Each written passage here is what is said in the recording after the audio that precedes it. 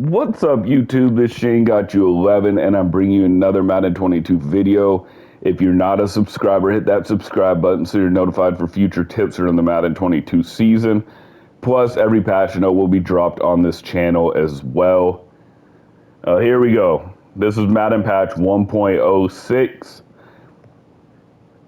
If you got the time, go get yourself something to eat, something to drink, because this patch update is long. So I'll give you a couple seconds to get situated. All right, let's get into it. So Madden patch 1.06 dropped today.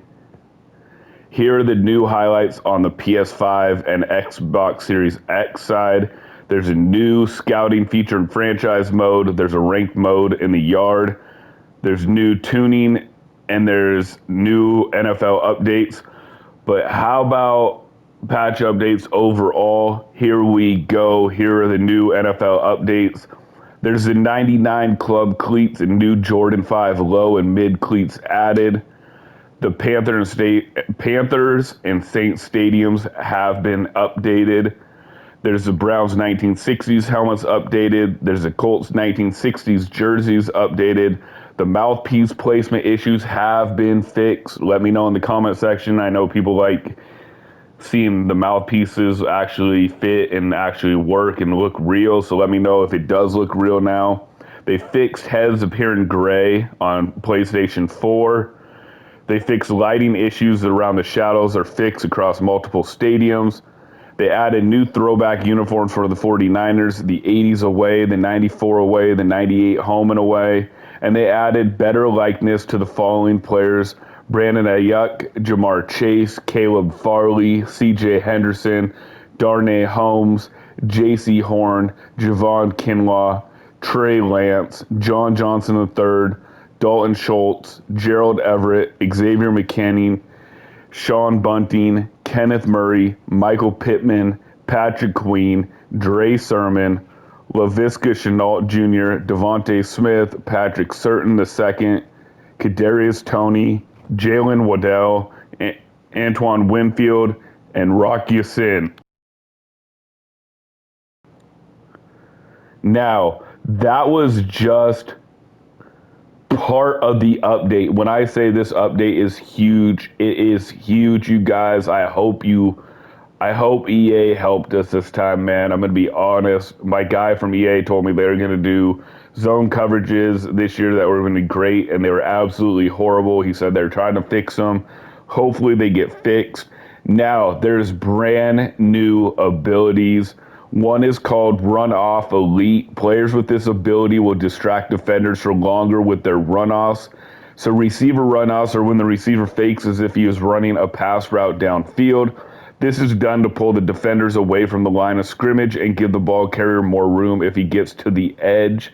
Some receivers are masters at pulling this off and making the defender feel like it's a real route, and this is what the ability is about, because they're trying to make people be able to run again.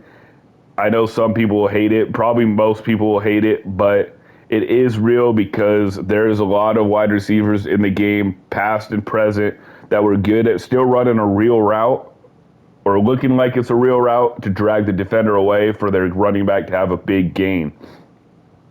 Now, on the ball defenders, this ability will make it so you're not fooled by the wide receiver runoffs. So there's a counter to it, so that will be fun. There's precision kicker. Kickers with this ability can see the entirety of the kicking arc.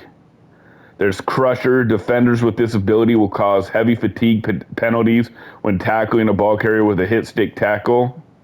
Demoralizer ability. Defenders with this ability will clear ball carrier's progress towards entering the zone with a hit stick tackle. Mind Reader. This is the biggest one. Mind Reader X Factor. When activated, defenders can see the whole offensive play art. All you have to do is get 3 successful hit sticks on simulation or 5 hit sticks on competitive Madden.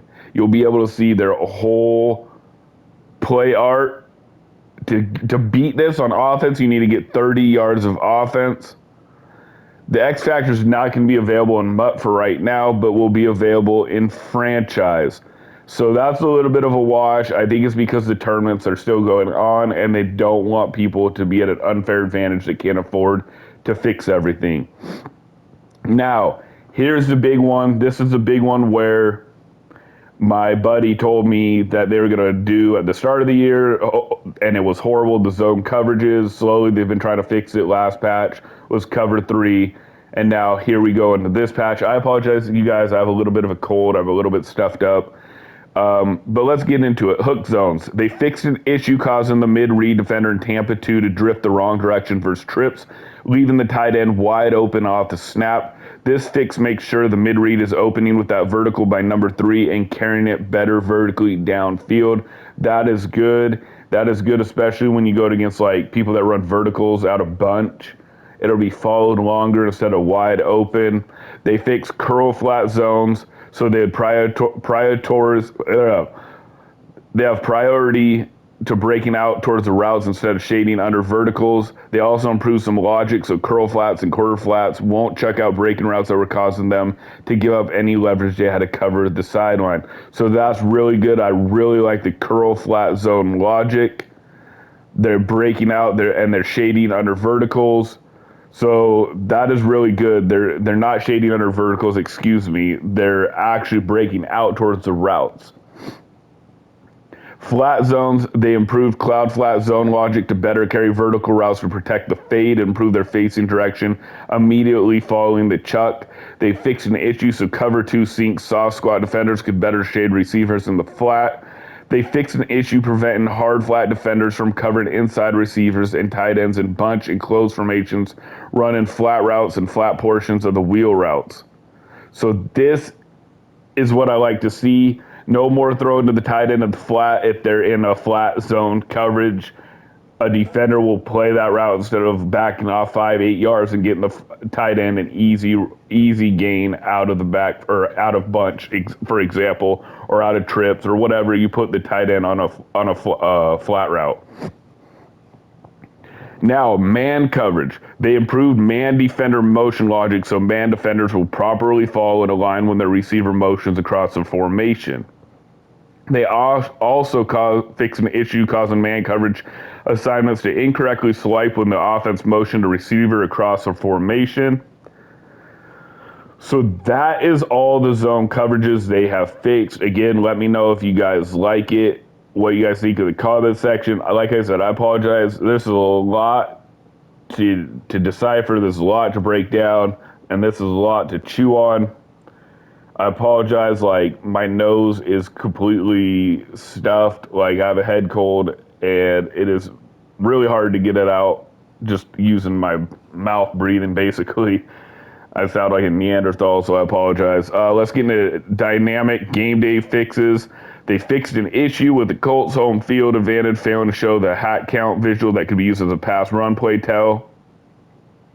They tuned the adrenaline factor, so instead of infinite stamina, it now reduces the rate of stamina drain. They fixed an issue causing a logo to appear over players' heads instead of a question mark for M factors. They fixed an issue sometimes causing the shook play art to remain on the field after the snap. Now, let's get into the play art. They fixed an issue causing the wide receiver icons to stay visible after making a defensive adjustment. They fixed an issue preventing the art from updating to the correct route after making a hot route to the running back and then sending them to the motion. They fixed an issue preventing art from updating on speed option plays after flipping the play. They fixed an issue containing the art to sometimes disappear on defense when a hot route and a defender to blitz while inside the tackle box. They also added play art inside the yard when backed up into the end zone. So that is on the play art, you guys. And now here is the big one, the big juicy, the big kahuna. QB contain. They tuned QB contain behavior so containing defenders will get more depth off the snap. They also tuned it to open up disengage angles to allow contained defenders to anticipate better getting off blocks to react to the QB's drop in behind the line of scrimmage. So supposedly QB contains work. Drop a comment, let me know if they work. Tackling. They fixed a rare issue preventing a QB slide from being ruled down and they fixed a rare issue that could allow a defender to warp off the ground from a diving tackle into a standing wrap tackle. Now, here is some more fixes. They fixed a blocking issue, preventing the blocking running back from picking up the edge rusher versus 3-3-5 wide. Love it. Love it. Patch 3-3-5 wide. Do it. Even patch the 2-4-5 odd. Do it. Make it so you have to adjust on defense. People want to always adjust on offense, and I hate bots that run the ball, and I hate this, and I hate that. You know what? It's kind of annoying on defense watching pros use one defense because they know that it works because it glitches glitches the offensive line, or it's really unstoppable. So cool, fix it. They also addressed an issue where QBs would be able to scramble deep in the offensive backfield at full speed until they found an angle to get around pass rushers. Thank you. Thank you, thank you, thank you. So in the tournament, I would play Vic, and the guy would run back 40 yards and either fire it 50 yards downfield to complete a guy, and my guys on defense would be tired, or they'd run around the whole defense because he'd run backwards. So the QBs are going to fatigue faster and slow down when trying to scramble 15 yards behind the scrimmage. This reflects a realistic amount of effort and energy loss QBs suffer in real life. Love it. Thank you, EA. Thank you. From the bottom of my heart, thank you. They fixed an issue causing players sometimes to start the second half of the game extremely fatigued. That happened to me multiple times this last weekend. So again, EA, good job. They also fixed an issue causing the user-controlled player to get stuck running on touchbacks during kickoffs. I did not have that happen to me. They fixed an issue causing sideline characters sometimes to warp or pop randomly. They fixed issues around the Deadeye abilities triggering in the wrong situation. Inside Deadeye was not only triggering on passes to target inside the numbers, but targets outside the numbers as well. So it's basically a double ability. That's what a lot of the pros were using. So that's what I mean. If you're not in, you wouldn't know it. So you're basically getting kind of punished because you didn't know the little secrets, like run Deadeye ability and you get double the ability because the game did not have it fixed right. They also fixed a rare issue that could result in offensive pass interference penalty to be called after a defender would hit stick a receiver. Wow. They tuned the inaccurate passes to make passes more inaccurate when the QB has scrambled to 15 yards or more behind the line of scrimmage. Thank you, EA. Thank you. They fixed a rare issue that could result in the referee saying a call had been reversed via challenge, even though the play result had not been reversed. This is one of the best updates I could ask for. I was so tired of seeing Vic run backwards, or Josh Allen run backwards, or Cam Newton run backwards, and my defense would get tired. Now, franchise updates.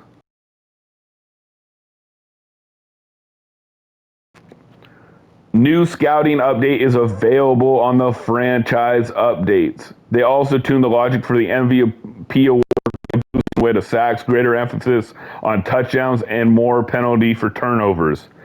They fixed some teams missing their draft picks. They addressed an issue with the weekly strategy fatigue where computer rep teams got too fatigued. They addressed an issue where the running backs had very high yards per reception in simulation. And they fixed an issue where the right tackle position did not appear in the trade menus. Face of the franchise updates. They fixed a progression issue preventing players from getting progress in their player class during the road to the draft class. They updated road to the draft to reflect difficulty settings chosen for hospitality settings. They resolved multiple crashes as well.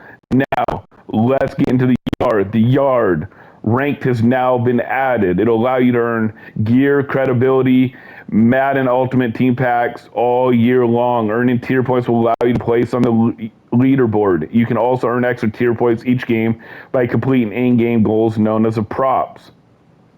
Presentation. They completed improvements across pre-game flows, plus the normal stability fixes. Madden ID updates.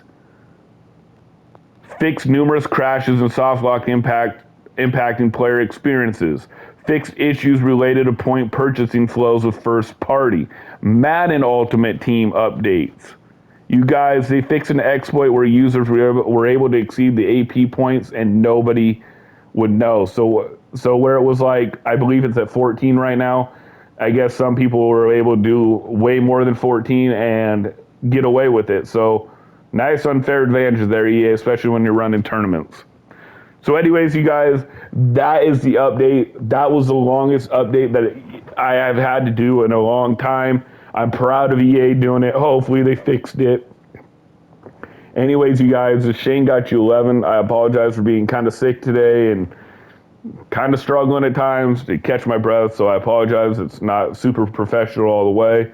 But anyways, you guys, Shane got you 11. This was patch 1.06 on Madden 22. Let me know what you guys think.